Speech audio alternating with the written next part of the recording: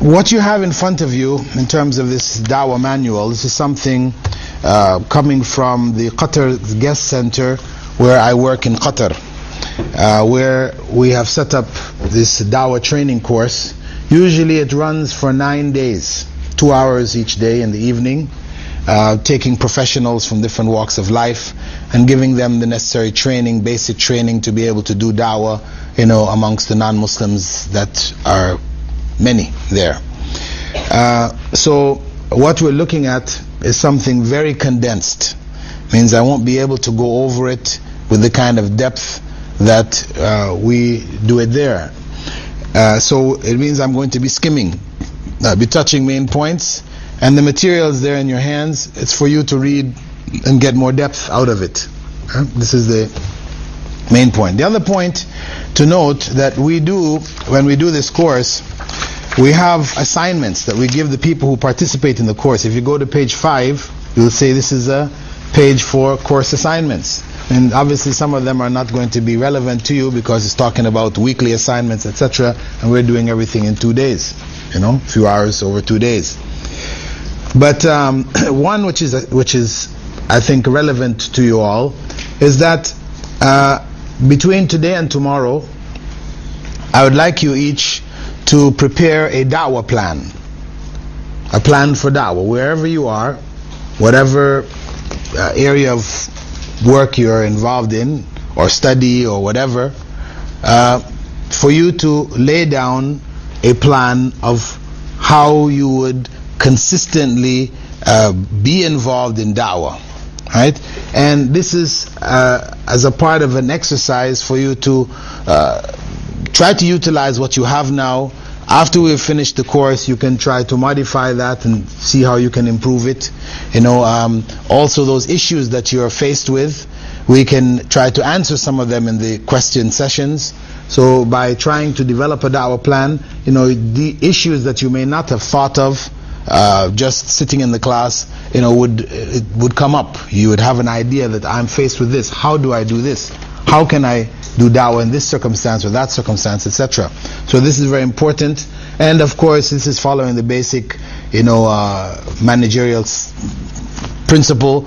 If you fail to plan, you plan to fail, right? So you have some plan. You're going to give Dawwa. You need to have worked out some plan for that Dawwa. If you're just going to go out and do it as it comes, likely your Dawwa is going to be weak. It will not have the kind of consistency it would if you actually planned it out. The other thing, again, it's quite difficult for you to do it between now and tomorrow, but if you can, before the end, tomorrow, between today and tomorrow, if you can, at least try to meet one non-Muslim, right, and try to give them Dawwa, and make a record of your encounter. If you go on page 105, right, this is at the end of the book, second last page from the end of the book. There is a Dawwa encounter evaluation sheet where you try to give Dawwa to a non-Muslim and you record your experience, right? And this you can make other photocopies of and try to record what you're doing. So you can check yourself, see your own improvement, check your progress. Actually, this is, if there is a system here or there, we have a committee which goes back and looks over these things. We meet, after a month's time, and people give up their evaluations, and we see, how things are going, how we can help them, etc. But maybe this society, the Ansar committee, they can try to develop this further, to keep tabs with people and their progress in the field of Dawwa. Because of course, any of these kind of things that we do, you want some follow-up. It's not, it's useless to just do something. It's, everybody's hyped up, wonderful today, and then after some time it will peter out. If there is no follow-up, there should be some kind of follow-up for those people who have attended the course, how they're doing now, how they're progressing, what problems they're facing, how can we resolve it, who can you cooperate with? Because oftentimes, Dawwa, trying to do it as an individual, it has its own drawbacks. Whereas trying to do it, with other people who are in the same field or in similar fields, this will help to give you greater success in your Dawwa. And of course, success ultimately is with Allah. The last point, which has to do with conversion stories. I mean, we will have some people give their conversion stories tomorrow, but between now and then, or shortly thereafter, you can go to different websites like sultan.org, islamworld.net, mentioned there, and look at the conversion stories, of what I would say 10 recent converts. I mean, there are stories which are about people who converted to Islam 50 years ago, and not those, but those who have recently converted within the last 10 years or 5 to 10 years, to go and read them and identify what was the turning point in each person's story. What was the point which caused that person to become a Muslim? Look at that point and just make a note of it in a short paragraph or whatever, what was that turning point? And how would I utilize that turning point in my da'wah? Right? So you're not just reading stories for the entertainment, very nice story, but what practical use is it? How can I utilize that? How can I cater my da'wah to utilize that particular point? So this is what I would ask you to do for yourselves and also for the course. The first topic is that of the da'wah itself, as an introduction to da'wah. Understanding, basically, that's the first section, deals with the obligation of da'wah, to understand that it is not just something which is sunnah. That people categorize da'wah, oftentimes they look at it as being something which is sunnah. If you do it, you get reward, but if you don't do it, no harm. But the point is that the term sunnah includes also things which are obligatory. It's from the sunnah, for example, from the Prophet ﷺ. He has told us from the sunnah that in terms of our obligatory acts, say Salatul Eid, attending Salatul Eid. You'll not find it in the Quran anywhere, right? But Salatul Eid, the obligation of its attendance, comes from the Sunnah. And so we can say it is from the Sunnah, but it is from the Sunnah which identifies what is obligatory. So from the Sunnah there is what identifies what is obligatory, what is recommended, what is permissible, what is disliked, and even what is haram. The Sunnah will identify for you things which are haram, which you may not find in the Quran. Eating of birds of prey, for example. It's not in the Quran. It is from the Sunnah that it is identified. So this term Sunnah, there are two meanings of it, and people mix up these meanings. When you're using it, one context, it means something that the Prophet ﷺ said, did, or approved. And something which is good to do. If you do it, you're rewarded. If you don't do it, there's no punishment. See, these are technical terms used in two different fields. One is in the science of hadith, it has a particular meaning. One is in the science of fiqh, right? Islamic law, it has another meaning. So it is important to understand that this term sunnah is not an excuse for not to do da'wah, right? That in fact the da'wah was the methodology of the prophets. That was their lives. That was their life's mission, was da'wah, conveying the word of Allah to humankind. And Allah praises those who do it throughout the Quran. There are many verses mentioned here, regarding it. وَمَنْ أَحْسَنُ قَوْلًا مِمَّنْ دَعَى إِلَى اللَّهِ وَعَمِلَ صَالِحًا وَقَالَ إِنَّنِي مِنَ الْمُسْلِمِينَ. Who is better in speech than one who calls to Allah and does righteous deeds and says, indeed, I'm among the Muslims. Allah praises the one who calls to Allah. Highly praise. And the Prophet ﷺ, of course, had mentioned that whoever calls to guidance will receive the same reward as the one who follows him, without any decrease in the reward of his followers. It's a basic principle. Anybody who accepts Islam, or anybody who finds their way to Islam as a result of your effort, then you will get reward from whatever that person does. And of course, each and every one of us on the day of judgment will be in need of whatever good deeds we can find. And alhamdulillah, this is a massive source of good deeds. We will see coming for us, we'll wonder where it came from. Because you do that good and you don't know the consequence where it goes. Ultimately you do the best that you can, and inshallah that can be multiplied many, many times over for you. Anyway, the point is that da'wah, as I said, is an obligation. It is an obligation basically according to one's ability. Though scholars have divided it into different categories, what they call the individual obligation or fard ain, and the community obligation or fard kifaya. Scholars have divided it into these two categories. However, the reality is that it is today fard ain, an individual obligation. And scholars like Sheikh bin Baz, he said very clearly, in looking at this, that at a time when there is a shortage of callers, when evil is prevalent and ignorance dominates, sounds like our times, right? Da'wah becomes fard ain on everyone according to their ability. It becomes fard ain for everyone according to their ability.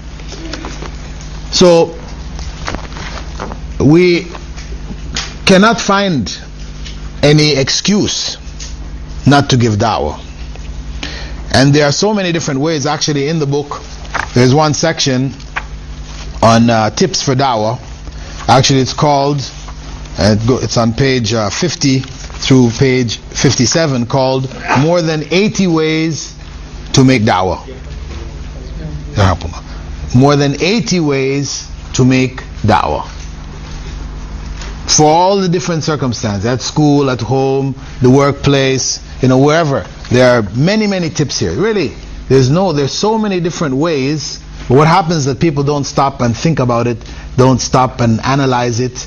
You just say, well, I'm in a class, non-Muslim students are with me for a minute and they're gone. How can I give da'wah? They don't stop and think out, in a day, where do I meet non-Muslims? How many times do I meet them? What are the different ways to give da'wah? Is it only just talking to people? No. It could be giving them a pamphlet, giving them a brochure.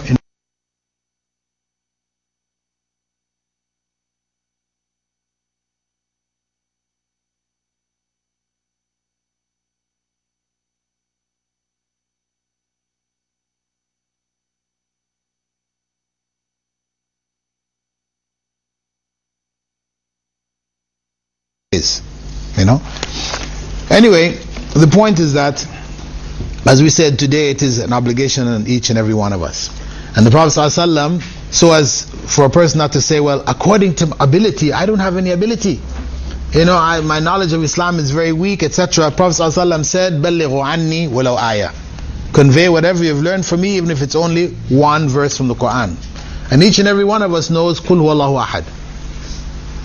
قُلْ هُوَ اللَّهُ أَحَدٌ is the essence of the message. It is the solution to the problems of all of these other religions and communities, etc. Because they don't know قُلْ هُوَ اللَّهُ أَحَدٌ. Now, you might think that قُلْ هُوَ اللَّهُ أَحَدٌ means, say, He, Allah, is one. But that's not what it means. Ahad doesn't mean one. It means uniquely one. And there's a difference, because Allah could have said قُلْ هُوَ اللَّهُ وَاحِدٌ, and wahid is one of the names of Allah, al-wahid. But that's not the term He used here. He used ahad, and there is a fine distinction between ahad and wahid. What is that distinction? I can say, I have one book here, wahid, kitab wahid. But you can also have one book, she can also have one book, many different people can have one book. But when I say I have one book using the term ahad, it means one book like which there is no other, uniquely one. And this is the essence of the message, قُلْ هُوَ اللَّهُ أَحَدٌ, that Allah is uniquely one.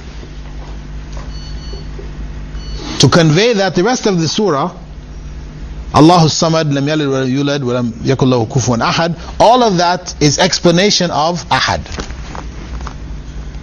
So the essence of that surah, which the companions and others used to call it Surah Al-Tawheed, we know it as Surah Al-Ikhlas, but they used to call it commonly Surah At-Tawheed. They call it Surah Al-Ikhlas also, but Surah At-Tawheed, because it has the essence of the message of Tawheed.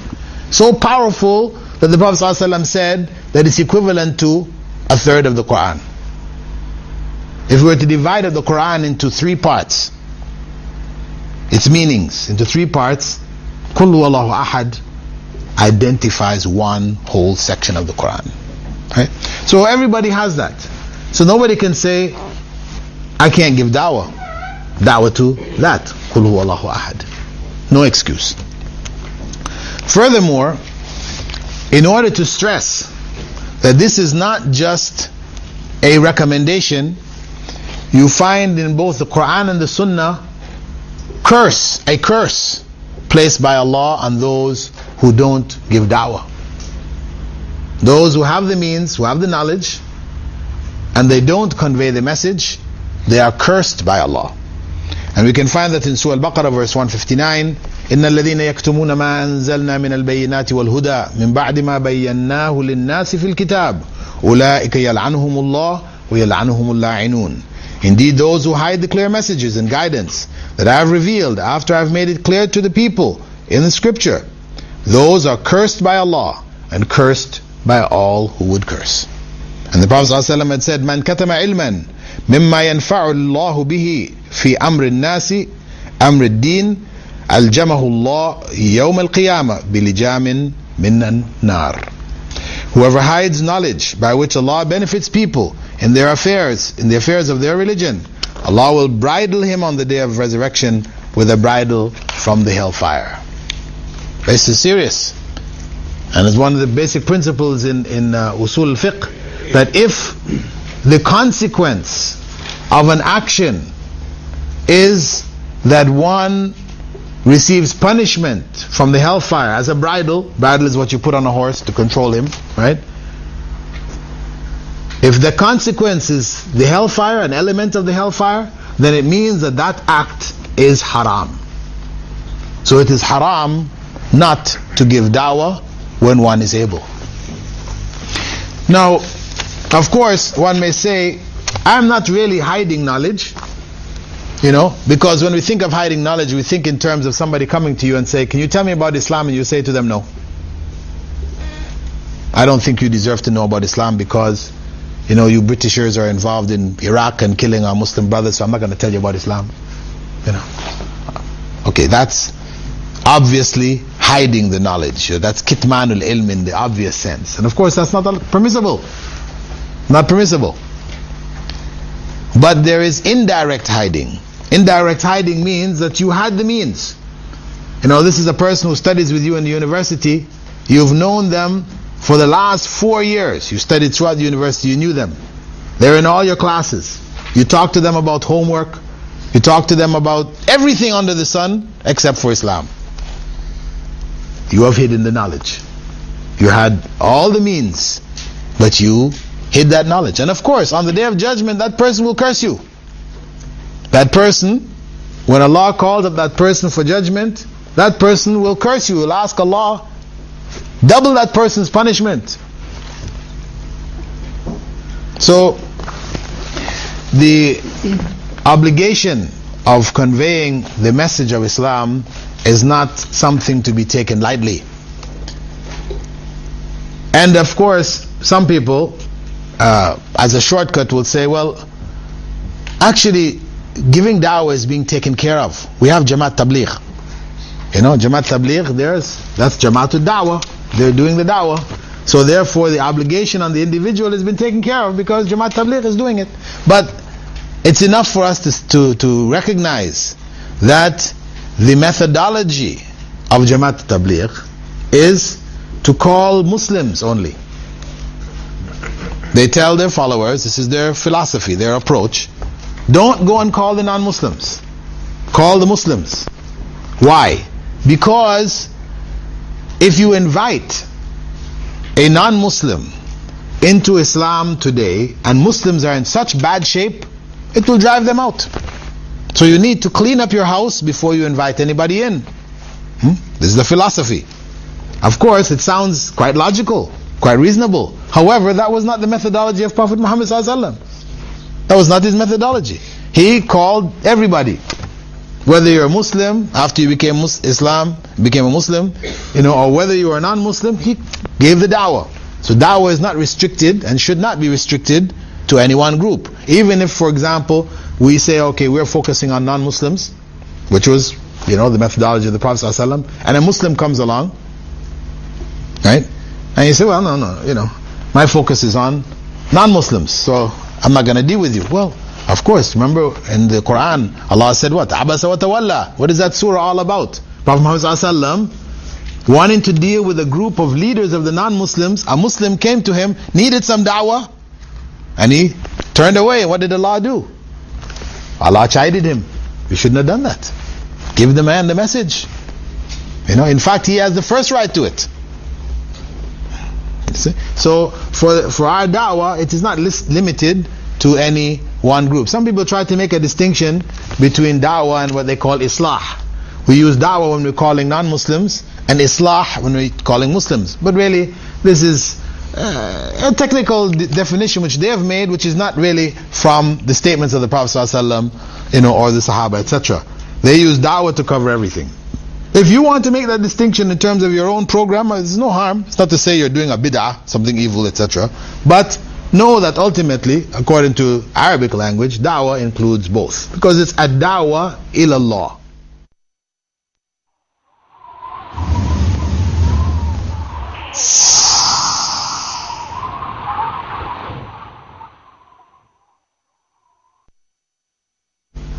That is what the full translation of or term is, ad-da'wah ilallah. And actually we've now entered into the characteristics of the call. Ad-da'wah ilallah. That is the full term. Calling to Allah. That's what the da'wah is to. Da'wah is not to my group, the Ansar, or Hizb ut-Tahrir, or whatever. Where people who get caught up into groupism, their da'wah ends up being to groups. So the first thing you tell a person when they're coming into Islam, you're calling them to Islam, or they just came into Islam, which group are you going to join? Our group, right? This is the group. We're the ones who called you. You should join our group, right? So no, they're not calling to Allah anymore. You're calling to your group, or you're calling to a madhab, or you're calling to This is not the da'wah. The da'wah is calling to Allah subhanahu wa ta'ala, to Islam as it was revealed. Islam as it was revealed. So what does that mean? If we're calling to a madhab, and some people unfortunately will call to a madhab. You come into Islam, they'll say to you, listen, you have to follow a madhab. Best madhab to follow is the Hanafi madhab. Why? Because most Muslims are Hanafis. Most Muslims are Hanafis. That's the biggest group. So better you become a Hanafi. No, we have to say to them, what was the madhab of Abu Huraira? He was a Hanafi. What about the madhab of Abu Hanifa? Was he a Hanafi? If you asked Abu Hanifa, what was your madhab? You think he would say, I'm a Hanafi? No, he wouldn't. Imam Malik, Imam Shafi'i, were they going to say, I was a Shafi'i, I was a Maliki? No. None of them would say that. What would be their answer? What is the answer of the Sahaba? What is the answer of the Tabi'een, the great Imams? What were their answer when you asked them, what was your madhab? Tell me. What was the madhab of the Sahaba? It was the madhab of the Prophet sallallahu alaihi wasallam, which is Quran, Sunnah, etc. No, but we say it is the madhab of the Prophet Muhammad sallallahu alaihi wasallam. That was the madhab they were following. They were trying to follow the way of the Prophet sallallahu alaihi wasallam. So that's what we call to. That's what they call to. That's what we should be calling to. The way of the Prophet sallallahu alaihi wasallam. That is embodied in the Quran and the Sunnah.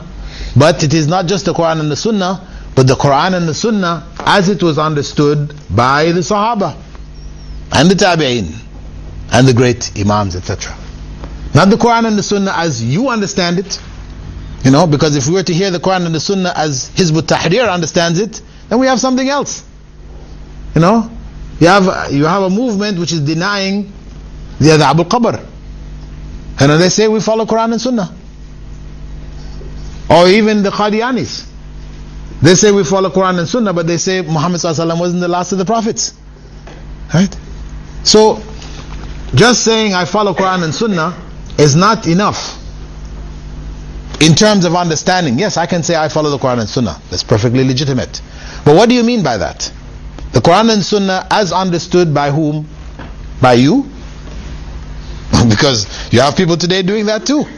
You know? You have some sisters who follow the Quran and who say they follow the Quran and Sunnah, and who are saying, well, you know, we need a female tafsir of the Quran. You know, because all the mufassirun, all those who made tafsir of the Quran, they're all men. So they made tafsir from a men's perspective. We need today, in our times, we need a female mufassir. I mean, as if a female mufassir who is following the way of the early generations is going to come up with a different tafsir. You know? But this is the modern understanding, the individual understanding. So we say that the da'wah itself is a da'wah to Allah subhanahu wa ta'ala, and not to a madhab, etc. As Shaykh bin Baz had mentioned, the way of Allah, the mighty and majestic, is submission, the straight path, the religion of Allah which He sent His messenger with. Therefore, this is what must be called to, not the madhab of such and such a person, nor the opinion of any individual. The way of Allah is that which the noble Quran and the pure authentic Sunnah of the Messenger ﷺ directs one to. It is necessary for the Muslim missionary, Muslim caller to Allah, to call people to the whole of Islam, and not to cause division among them, nor to be a blind follower of any madhab, a tribe, a sheikh, or a leader. Rather, his aim should be to affirm and clarify the truth and establish people upon that truth, even if it contradicts the opinion of such and such a person or so and so. So this is the essence of the da'wah. It is to the way of the Prophet ﷺ as it was understood by the early generations. And of course, there are a number of different references that the Prophet ﷺ made to that way. Because you find people say, well, you know, in Islam, there are many ways. Why should we restrict things to one way? There are many ways. But actually, if you listen to that argument, that is like the argument of those who say there are many ways to Allah. You have people out there who say there are many ways to Allah. Even some people who call themselves Muslims. They are known as the perennialists. Perennialists who have headquarters here in the UK. You know, the Islamic Text Society. If you've seen, or if you know that group, I mean, they promote this idea. This idea that all religions, really, as long as you're sincere, you're on a path to Allah. That religions in relationship to Allah is like a wheel. It has spokes and a hub in the middle. All the spokes lead to the hub. So if you're a sincere Buddhist, true sincere Buddhist, or you're a sincere Christian, or you're a sincere Hindu, whatever, or Muslim, you're all headed to Allah. Of course, we reject this. وَمَنْ يَبْتَغِي غَيْرَ الْإِسْلَامِ دِينًا فَلَنْ يُقْبَلَ مِنْهُ. Allah says very clear, whoever accepts a religion other than Islam, whoever takes other than Islam as his or her religion, it will not be accepted from them. Finish. There is only one way. There's only one religion. So as there is only one God, and there's only one human race, that's why we don't need many religions. For all those people out there in the da'wah field, you run into people who say, well, you know, what's wrong? You know, we're all believing in God, we're all doing good things, so and so and so. You know, why do you want to restrict? Why is it only your religion? No. Because God only provided one religion for people. He didn't want confusion. He's not the author of confusion. So human need is one. From the time of Adam to the last person of this world, human nature will not change. The needs for human beings will remain the same. So we only need one religion. So God only revealed one religion. So as there's one God, one human race, there's only one religion, and there's only one way to follow that religion. There's not many ways, because again you're ending up in confusion. There's only one way to follow it. But that way, we have unfortunately today some people who want to make that way so narrow, it's like a thread. If you just put your foot slightly to the side, you're off. you know, and then you're maligned and attacked and you're deviant and this, that and the other. They have made that way so narrow that if they were to apply that way to the Sahaba, they would be cutting Sahabas off the manhaj. Sahaba, Tabi'een, Imams, left and right, all the way down. Because they have gone to the other extreme. Yes, it is one way, but it is a broad way. It does allow for differences amongst in issues that may be issues of Aqidah. Say, people say, no, it's differences in fiqh. We will not allow differences in Aqidah. And why not? Sahaba differed over some issues of Aqidah. They did differ. And so did the Tabi'een. And so did the Imams, etc. They differed over issues of fiqh. They differed over issues of Aqidah. Differences will exist, but they are not fundamental differences. Nobody was differing whether Allah is one or not. No. Nobody is differing whether Salah is wajib 5 times a day or not. No. There are basic issues of the deen. There are no differences. But there are secondary issues related to both Aqidah and fiqh about which people differed from the time of the Sahaba. That's reality.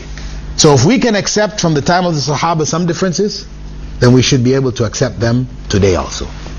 That's the bottom line. That we have a level of tolerance which will allow for differences. You know, it is one way, it is one path, and we know it's not one just based on our own desires. It is one based on knowledge. So we find, for example, the Prophet ﷺ saying, هذه سبيلي أدعو إلى الله على بصيرة. This is my path, and I call to Allah with clear knowledge. Clear knowledge. على بصيرة. Calling to Allah with what is clear.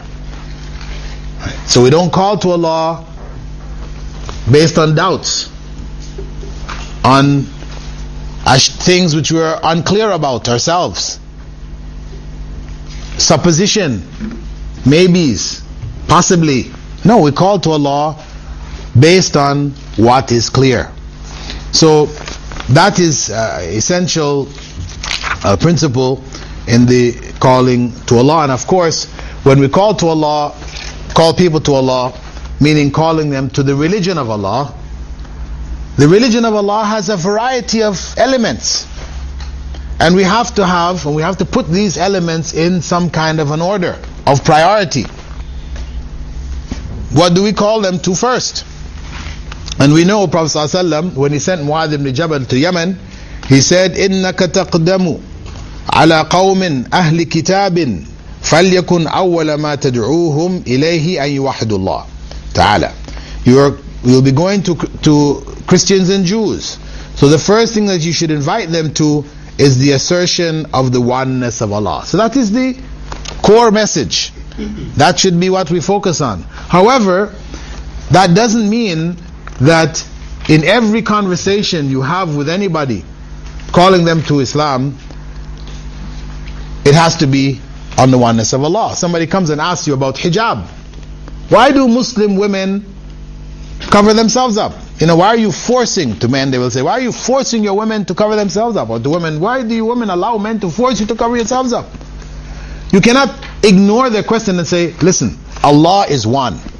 Right? This is what you need to know. Don't worry about why we do this or why. No, you need to know Allah is one. Well, that's true. They do need to know Allah is one.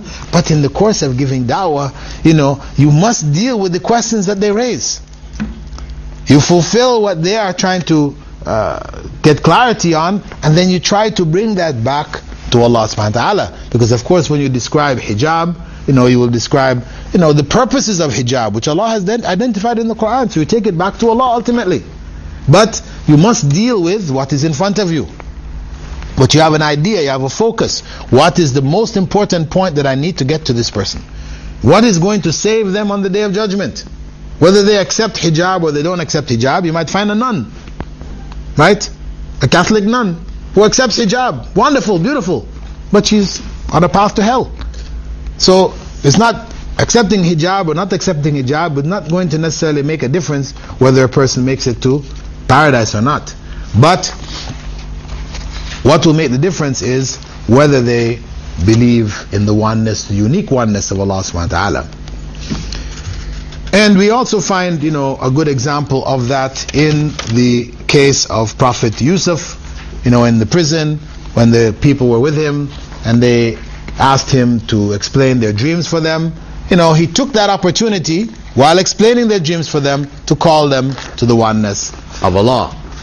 Same thing with Prophet Isa as a child, when his mother brought him to the people and they were shocked. They're questioning her, how could you do this? You're a righteous woman. Your mother was a righteous woman. How could you do this? And she pointed to Prophet Isa.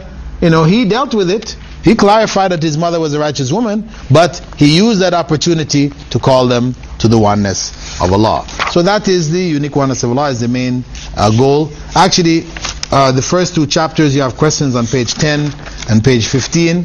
Those are for you to go over just to make sure you have caught what you're supposed to catch from that.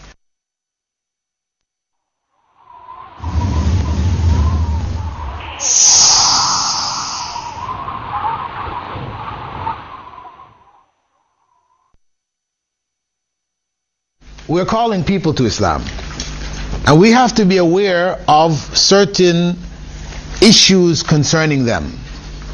We have a context. As we said, we don't call by just saying Allah is one. Everybody you go to, Allah is one, Allah is one, Allah is one. No matter what circumstance you find yourself in, you're saying to people Allah is one. It's true, but that message has to be brought in a way which is suitable for that particular circumstance that you're calling to. And we have to, even before looking at how do we cloak that message, how do we present that message in such a way that it will effectively reach people, we have to keep our basic objectives in sight. The issue is, are we trying to convert people, or are we communicating with them and conveying a message?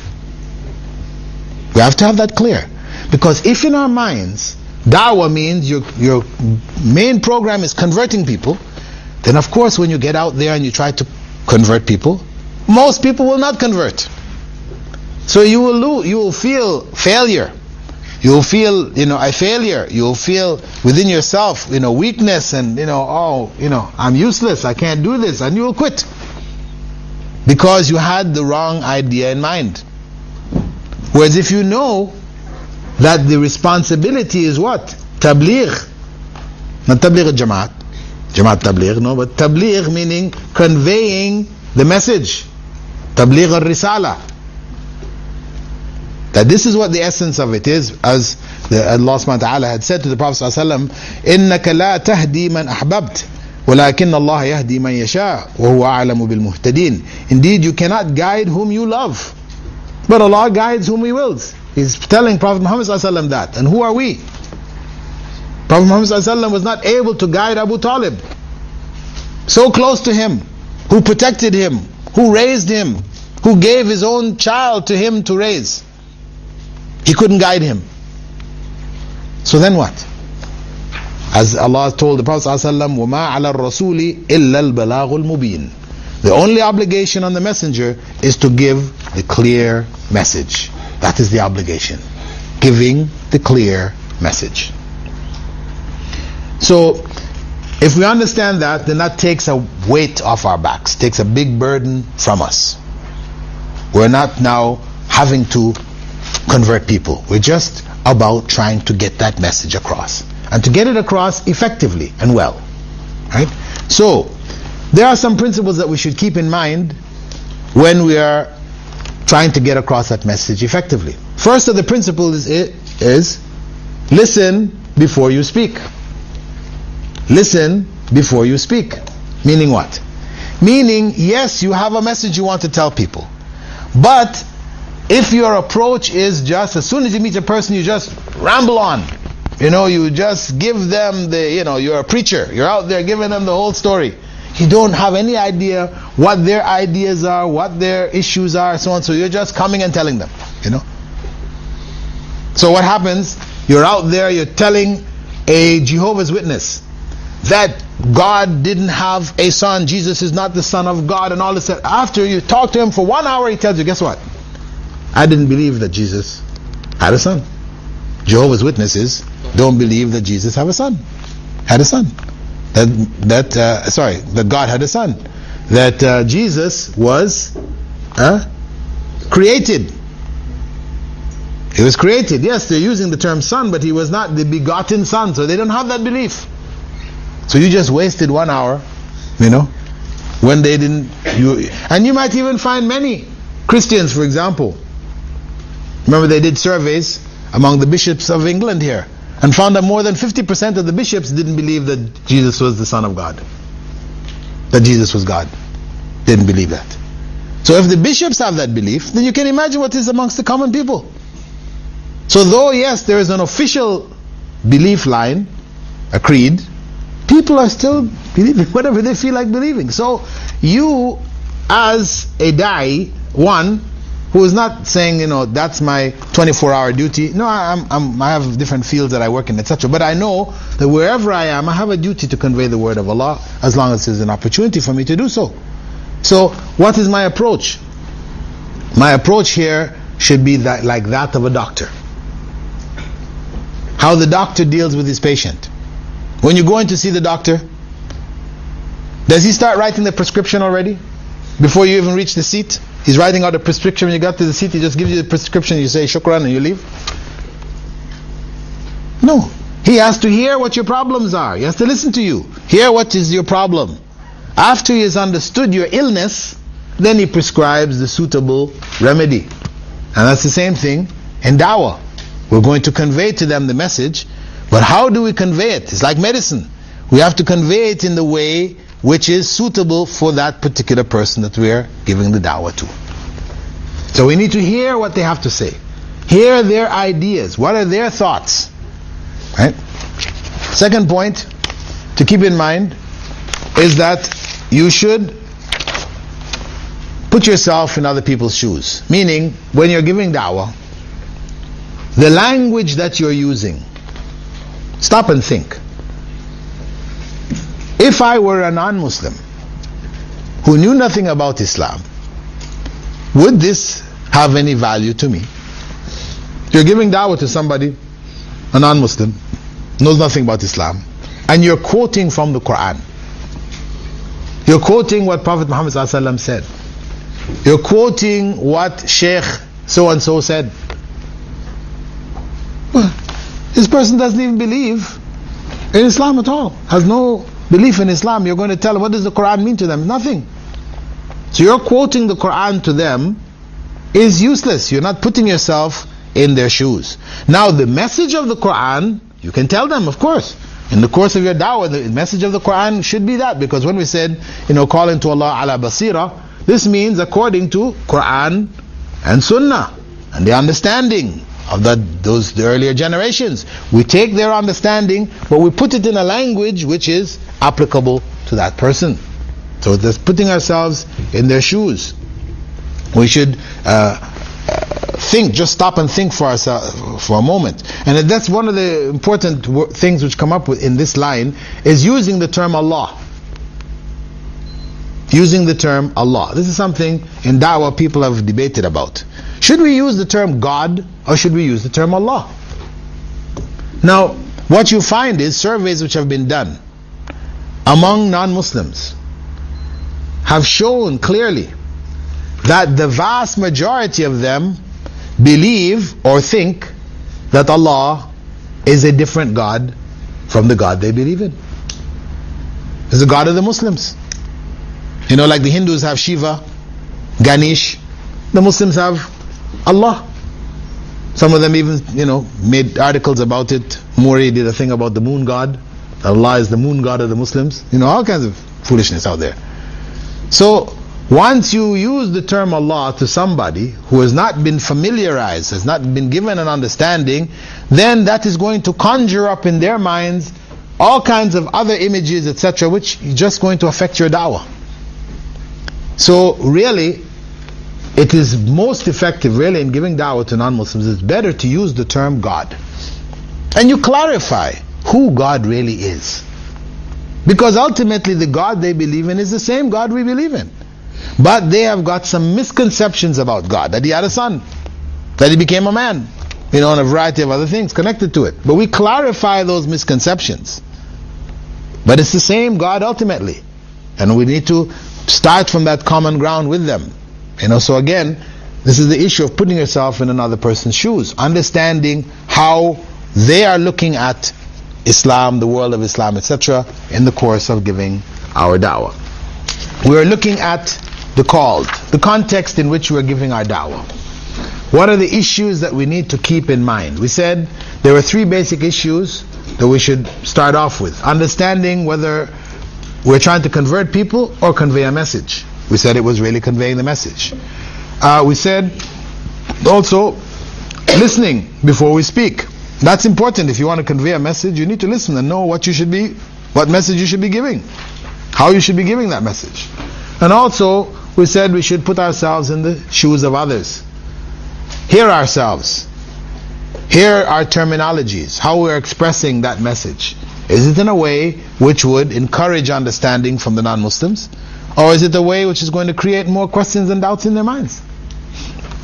Now, as a general principle, when we come into a new situation, we have to assess that situation. Assess it. Judge what is the circumstance that we have found ourselves in. Among the things that we need to keep in mind when we're assessing a situation is our timing. That the message has to be given at the appropriate times. Meaning that we don't try to do everything at one time. Somebody expresses some interest. I'd like to know something about Islam. You bring for them a carton of books. No, this is bad timing. Give them a pamphlet. Let them read that. After they've absorbed that information, they show further interest, you give them something else. You work with them. Don't overload. This is information overload. Bad timing. Also, what we need to keep in mind is the audience itself. The nature of the audience. And what is most important in that is what we call the group mentality. If you're talking to people as a group, they function differently from people as individuals. Meaning, if you sat and you talked with a person by themselves, they might agree with you, they might listen, and etc., etc. But then you find that same person in a group, you try to talk to them and you find that they're not. They're siding with the group. Because that is the nature of people. When you're with a group, this is what they call peer pressure. You don't want to say anything that is going to make your group look at you, negatively. So you'll go along with it, even though in your heart you agree with what the person is saying. But in that group situation, you're caught. So the da'wah in general, if you have a choice between talking to a person in a group, a student in your class, for example, there are other students around, they want to ask something about Islam, something like this, better to talk to them separately. To talk to them while their friends are around with them, then you will not get as good a response as if you talk to them by themselves. Because people are much more, because they don't feel any pressure on them there. It's much more easy for them to accept, to discuss things out without it being under the pressure of an audience. So it is important for us to know and to avoid those kind of circumstances where we can. However, there are circumstances where you can't avoid it. You've been invited to speak to a group. What do? You say, sorry, I can only speak to individuals? No, you speak to the group. You try to get some message across to them as a group. And of course it's best to use principles which will bring out their ideas. The idea of listening, because of course listen before you speak doesn't work well when you're giving a presentation to an audience. But how you can make it work for you is involve the audience in your presentation. Get them to bring out their ideas. So rather than just tell, you ask them some questions. What's your idea on that? What do you think? What have you heard? Let them give you some of their ideas so they feel a direct involvement, so you can hear some of what they're saying. Also, the location where you're giving the dawah. You have to choose a suitable location for that